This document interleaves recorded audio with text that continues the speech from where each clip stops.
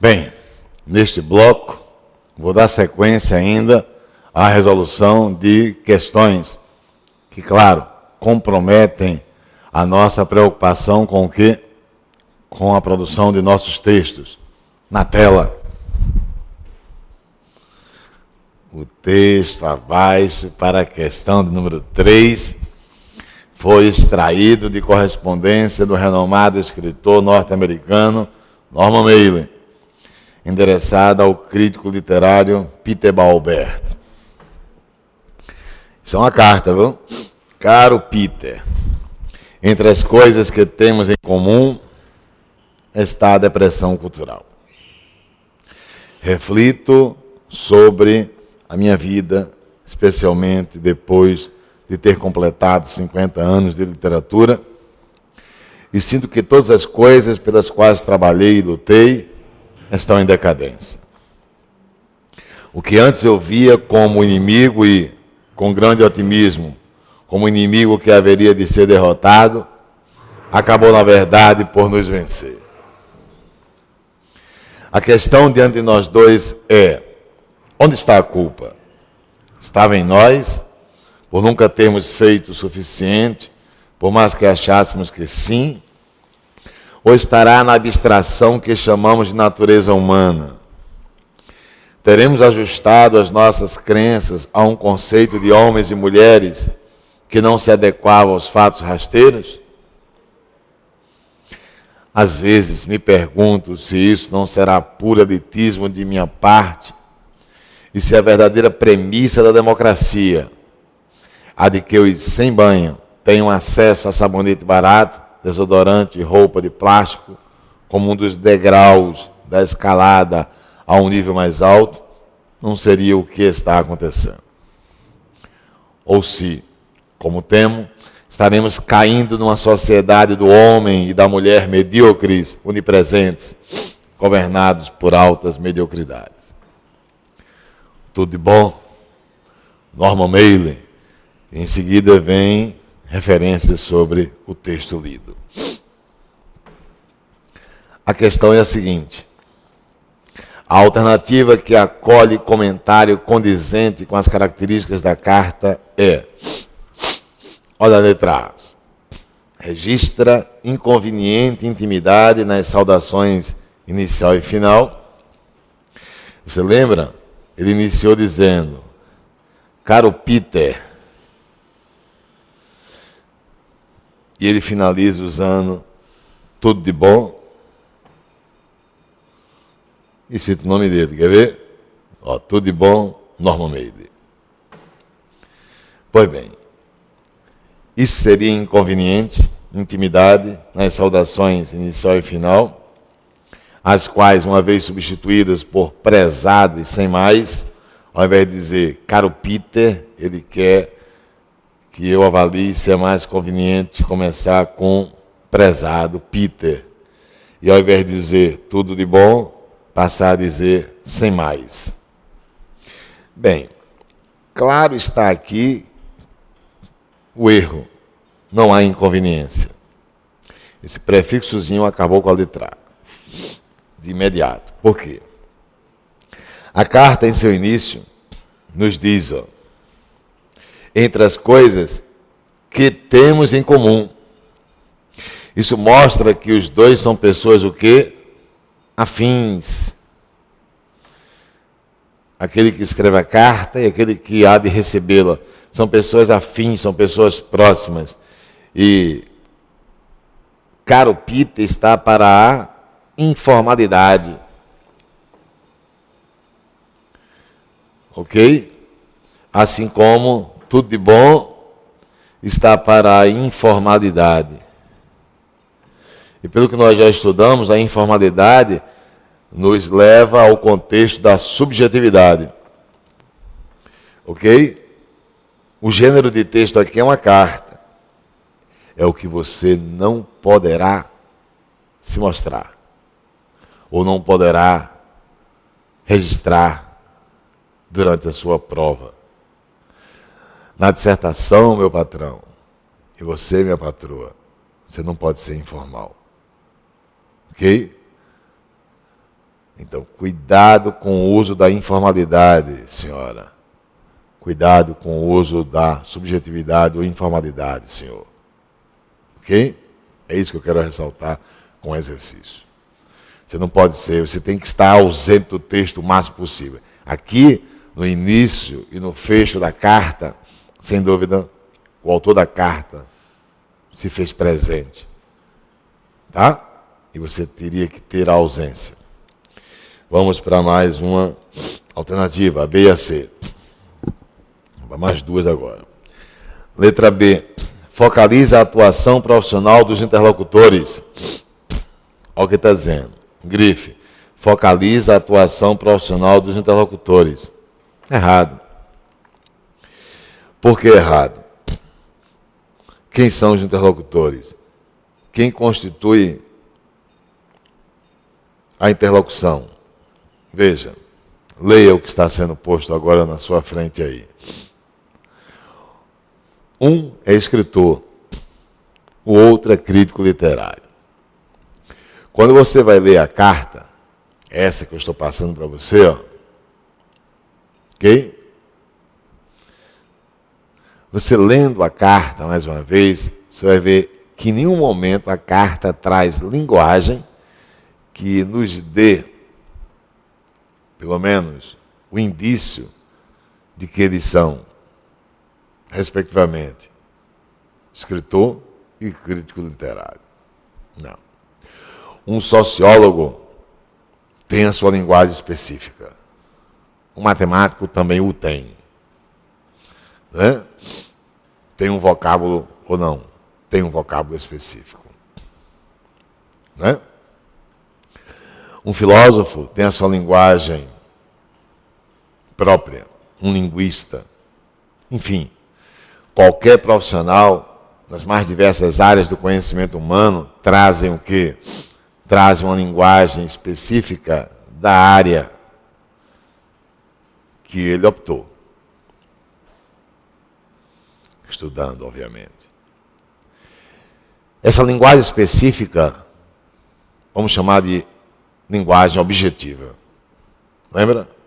A objetividade expressa o quê? Institucionalizações. E a linguagem específica é a linguagem institucionalizada cientificamente. Alternativa, vamos a ela. Letra B. Focaliza a atuação profissional dos interlocutores? Não. A carta não traz isso. Porque a linguagem da carta, ela não é uma linguagem o quê? Específica. E isso o que é que tem a ver quando nós estamos voltados para o concurso na produção do texto? Tem muito a ver. Por quê? Vem comigo.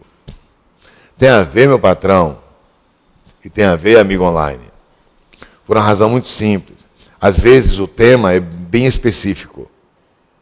Imagine um tema contextualizando programas na área de informática. Então você tem que ficar atento para o quê? Para trazer para o seu texto, já que tem que predominar a objetividade, você tem que trazer uma linguagem que contextualize especificamente o programa. Então, não confunda redação de vestibular com redação de concurso público. Aqui, seguramente, eu diria a você, se a referenciação temática exigir até mesmo estrangeirismo, você deve apresentá-lo. Entendeu? Porque existem alguns sistemas, alguns programas na área de informática que, remediavelmente, né, sem dúvida alguma, você teria que trazer itens de palavras estrangeiras. Percebeu? Então, qual é o vocábulo específico? O tema há de dizer. E nós temos de estar o quê? Atentos para garantir, durante o desenvolvimento, uma maior imersão, uma maior progressão interna. Ok? A questão vai nos fazer esse alerta. Vamos para a letra C. Letra C. Por explorar temática sociocultural, ultrapassa os limites da subjetividade. O texto não ultrapassa os limites da subjetividade. Não ultrapassa. Antes, permita-me fazer um comentário. Vamos a ele. Na tela em branco. Veja só. O que seria a objetividade?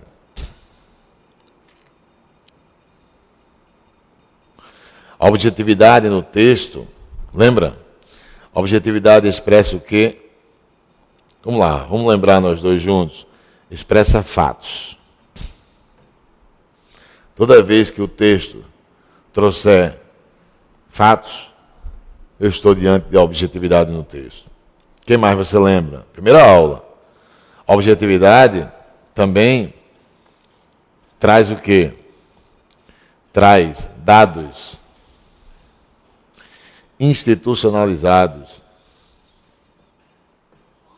Não é isso?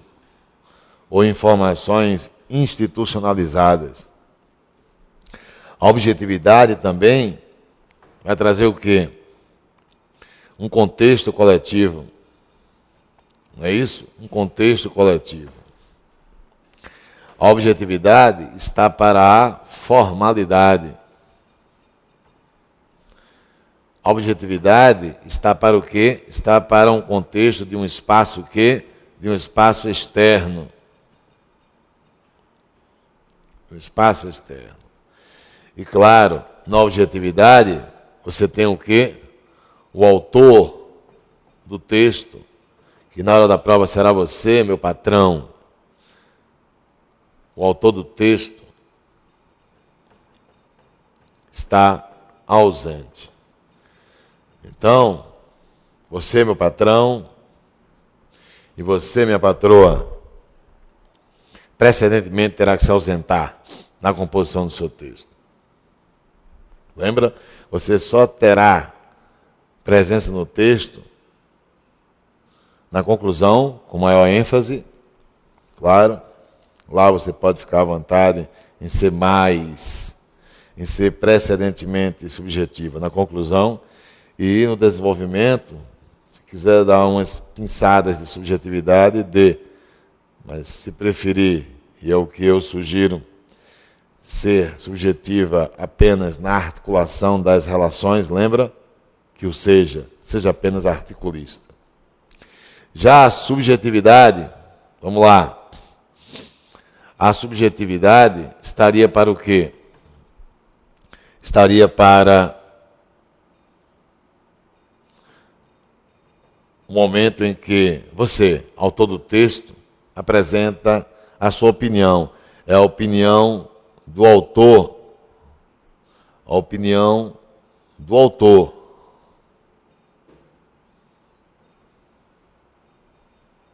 Sobre o quê? Sobre os fatos. Sobre itens objetivos. O que mais? Se é a opinião do autor, então você, autor, vai estar presente. O autor estará presente no texto. O que mais? Na subjetividade, você tem o quê? Você tem a informalidade. Na objetividade, você tem a formalidade. Na subjetividade, você tem o contrário. Se na objetividade o contexto é coletivo, aqui o contexto é a individualidade. O uso de primeira pessoa, por exemplo. Não é isso? Também você terá o contexto de um espaço que interno, já que a individualidade predomina. Ok? Vamos voltar ao texto. A letra C está dizendo o quê? Está dizendo que o texto ultrapassa os limites da subjetividade. Vou ao texto para mostrar que não ultrapassa. Caro Peter, leia este primeiro parágrafo da carta.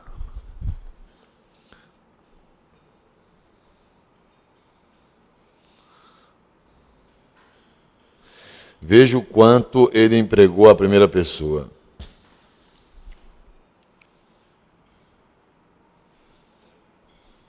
Com o uso dessa primeira pessoa, Eu não vejo o autor, em sua carta, ultrapassando os limites da subjetividade. Ao contrário, ele mantém os limites da subjetividade.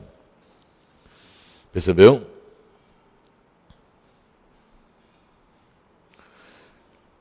Já neste parágrafo, veja que, pode ler, observe que neste parágrafo o autor garante uma enumeração, ou seja, uma sequência de estruturas interrogativas. Está vendo?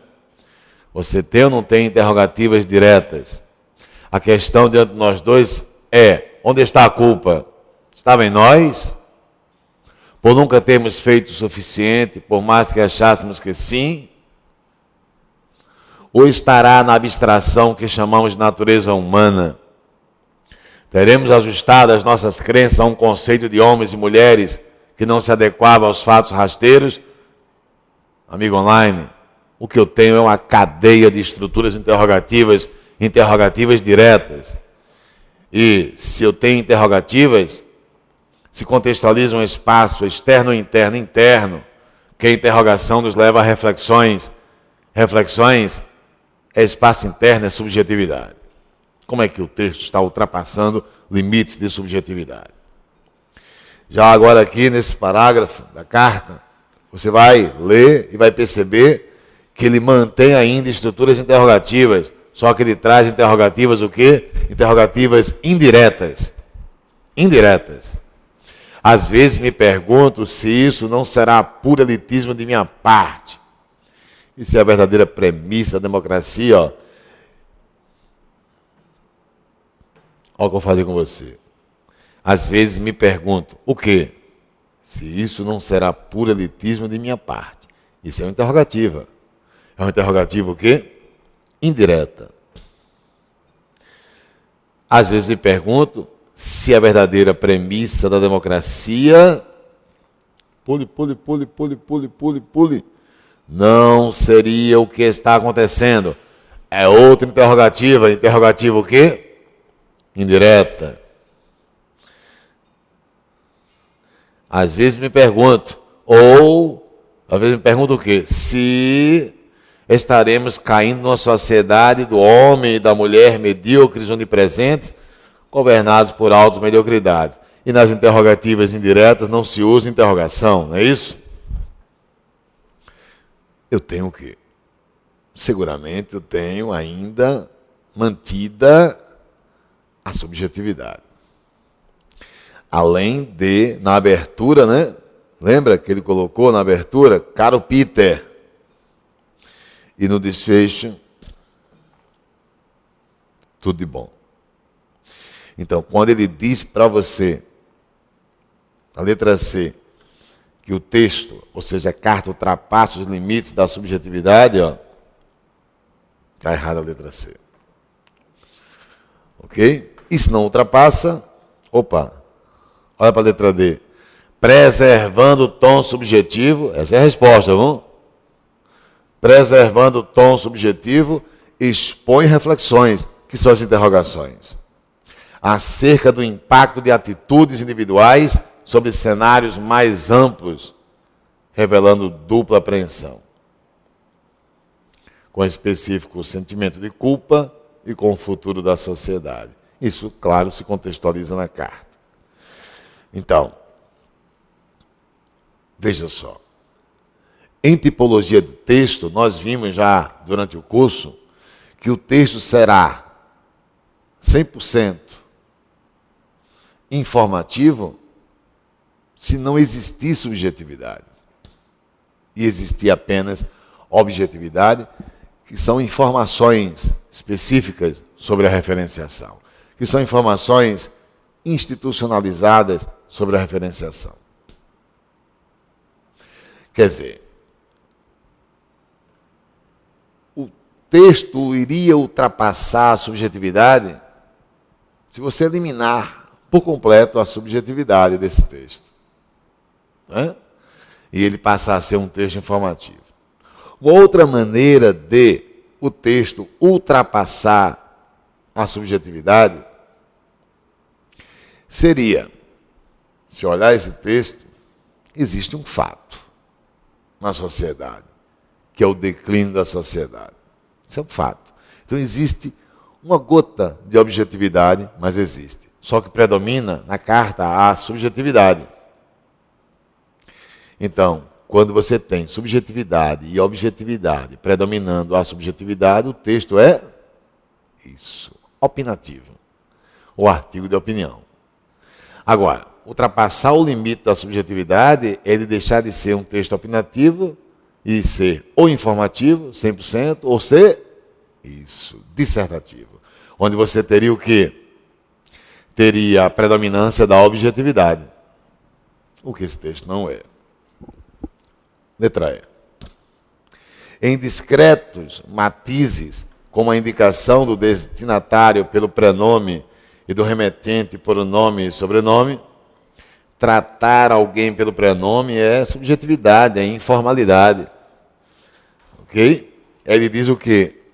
Ele diz que existe uma relação hierárquica.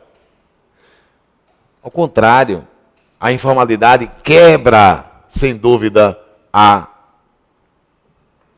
informalidade. É mantida. Não é isso? A subjetividade mantém a informalidade porque converge para ela. Não haveria quebra. A quebra, portanto, de uma relação hierárquica viria com a formalidade e não com a informalidade. Ele fez a inversão aí. Então, insinua a existência de uma relação hierárquica. Ao contrário, ela é quebrada. Ok? A informalidade quebra. Letra D, portanto, é a resposta. Agora, se utilizando essa questão para a realidade da produção de texto, você tem que ter cuidado. Para seu texto não manter a subjetividade. Porque a dissertação, ela é o quê? É o emprego da objetividade e da subjetividade predominando a objetividade. Então você não pode sair escrevendo sobre as unidades temáticas ou as referenciações engajadas ao tema e, simultaneamente, ou melhor, em paralelo, e apresentando a sua opinião sobre os fatos, sobre os dados, sobre as informações. Retenha-se. Senão você vai chegar ao ponto de ultrapassar e talvez trazendo um texto opinativo, o que não deve ser. Ultrapassar o quê? A predominância da objetividade tem que ser mantida. Se você começar a se lançar muito no texto, dando sua opinião sobre os fatos, que seria informalidade, que seria a subjetividade, que seria você presente no texto, você está andando na contramão. Porque tem que predominar o que no desenvolvimento? A formalidade, ou a objetividade. Vamos para mais uma questão. Essa questão, ela envolve o quê?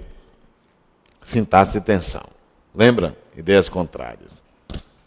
Assim como os antigos moralistas escreviam máximas, deu-me vontade de escrever o que se poderia chamar de mínimas. Então você tem máximas e mínimas. Já tem estruturas que se bifurcam. Já tem sintaxe e tensão. Ou seja, algumas coisas, ou seja, alguma coisa que, ajustada às limitações do meu engenho, traduzisse um tipo de experiência vivida que não chega a alcançar a sabedoria, mas que, de qualquer modo, é resultado de viver.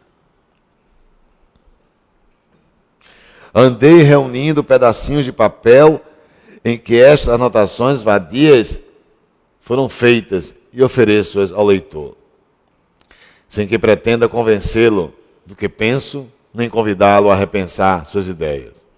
São palavras que, de modo canhestro, aspiram a enveredar pelo avesso das coisas, admitindo-se que elas tenham um avesso nem sempre perceptível, mas às vezes curioso ou surpreendente.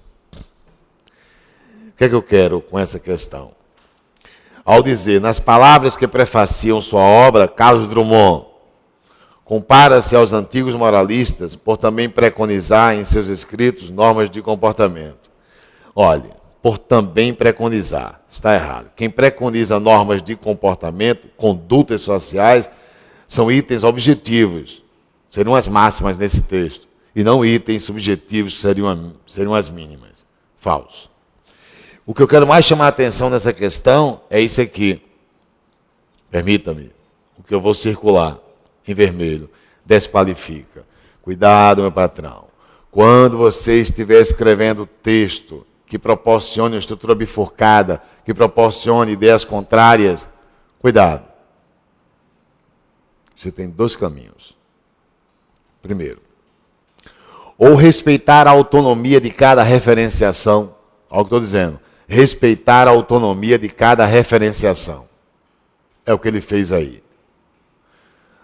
Embora elas sejam bifurcadas, cada uma para o seu extremo, mas elas estão sendo respeitadas em suas autonomias.